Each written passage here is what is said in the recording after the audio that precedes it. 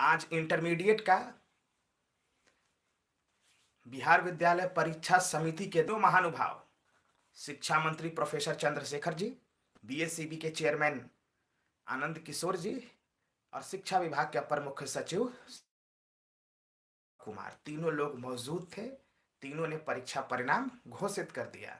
परीक्षा परिणाम 100% असंवैधानिक, फर्जी और गैर कानूनी है। अगर इस पे जाए तो ये तीन महानुभाव जेल के सलाखों के पीछे चले जाएंगे। इन्होंने इतना गलत काम किया है।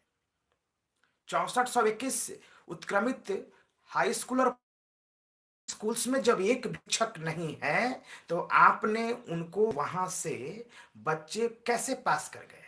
आपने उनका एडमिशन कैसे ले लिया? आपने उनका कक्षा कैसे किया है? 50% का जो अटेंडेंस का मापदंड है उसको पूरा कैसे किया है? आपने उसको परीक्षा में शामिल कैसे करवाया? परीक्षा परिणाम कैसे घोषित करवा दिया है? आपने बिहार को बर्बाद करने का एक षड्यंत्र किया है और मैं तो मुखर होकर के इस विचार पे बोलूंगा। मेरे साथियों, एसटीटी 2019 इन्हीं विद्यालयों में शिक्षक बनने के लिए वेटिंग लिस्ट में है। हम परीक्षा पास कर चुके हैं, मेरिट में है, कुछ साथी में नॉट मेरिट में भी हैं।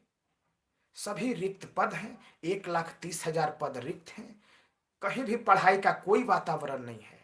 इनके सरकारी विद्यालयों में लगभग 6421 और कुछ पुराने वाला यानी कुल मिलाकर के 7,000 विद्यालयों में जब शिक्षक हैं ही नहीं, जब हेडमास्टर है ही नहीं, प्रयोगशाला है ही नहीं, जब प्रयोगशाला सहायक ही नहीं है,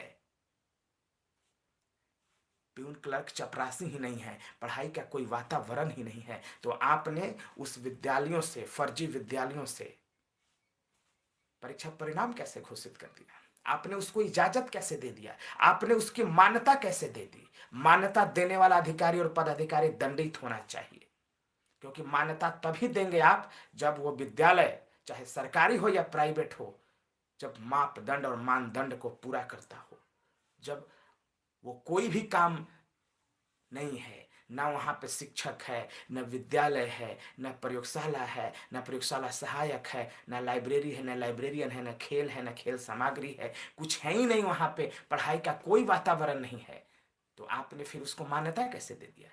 परीक्षा कैसे ले लिया? आप जो परीक्षा दे रहे हैं वो फर्जी है। मैं तो सरकार पर गंभीरता से आरोप लगाऊंगा।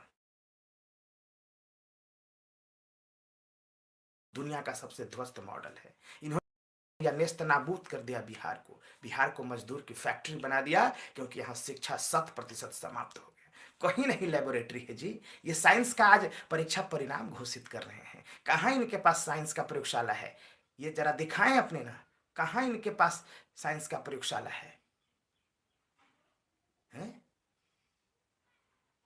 बच्चा ट्यूशन कर करके पास करता है, तो आप लिखिए डिग्री पर कि जिस स्कूल से ये बच्चा पढ़ा है उसमें नहीं पढ़ा है, ये ट्यूशन करके पढ़ा है। आप लिखिए उस पर। शर्म आनी चाहिए इन सबों को जिन्होंने यह संवैधानिक और गैर कानूनी काम किया है। उनको सीधे सीधे जेल भेजना चाहिए, सीधे सीधे गिरफ्तार करके जेल भेज देना चाहिए, क्योंकि ये लोग संविधान के दुश्मन हैं, बिहार के दुश्मन हैं, ये लोग कानून के दुश्मन हैं। मैं तो मुखर होकर के बात करूंगा, मजबूती से बात करूंगा, क्योंकि हम लोग इंतजार कर रहे हैं। ये गैर कानूनी पे गैर कानूनी काम किए जा रहे हैं, इनको कोई अता पता नहीं है। 10 लाख का वादा किए थे, सब समाप्त हो गया इनका। सब ढोंगी है, सब ढोंग था, झूठ था, फरेब था। तो कोई बात नहीं, हम मजबूत लोग हैं और लड़ेंगे और हम आपको पराजित भी करेंगे, चिंता मत करिएगा। तो इसलिए मेरे साथियों, इस वीडियो को जितना ज़्यादा से ज़्यादा हो सके वायरल करना है, फैलाना है सभी साथियों के साथ, जिससे एसटीटी, सीटेट, बीटेट सभी साथियों को इंसाफ मिलेगा। देश और दुनिया के सामने ये मामला जाएगा कि बिहार सरकार असंवैधानिक काम कर रही है, गैर कानूनी काम कर रही है। इनका शिक्षा का मॉडल दुनिया का सबसे ध्वस्त मॉडल है। ये जिस विद्यालय से डिग्री अलॉट किए जाते हैं, अवार्ड करते हैं, उस विद्यालयों में शिक्षक नहीं होता, पढ़ाई का कोई वातावरण नहीं है, प्रयोगशाला नहीं होता, प्रयोगशाला सहायक नहीं होता। ये ऐसे विद्यालय हैं इनके बिहार सरकार के।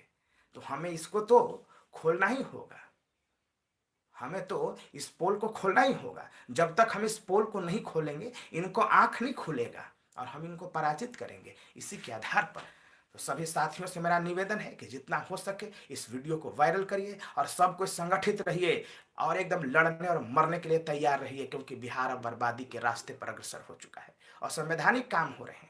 हम लोग को सेंटिंग में डाल दिया गया है, हम लोगों को वेटिंग लिस्ट में डाल दिया गया है। कहता है नियमावली बन रहा है, अरे नियमावली है कि बीरबल की खिचड़ी है? बीरबल की खिचड़ी है। तो हम लोग अब नहीं रुकने वाले हैं, हम लोग अब संघर्ष करेंगे और जीतेंगे। बस इन्हीं शब्दों के साथ मैं अपनी वाणी को विराम देता हूँ। जय हिंद साथी।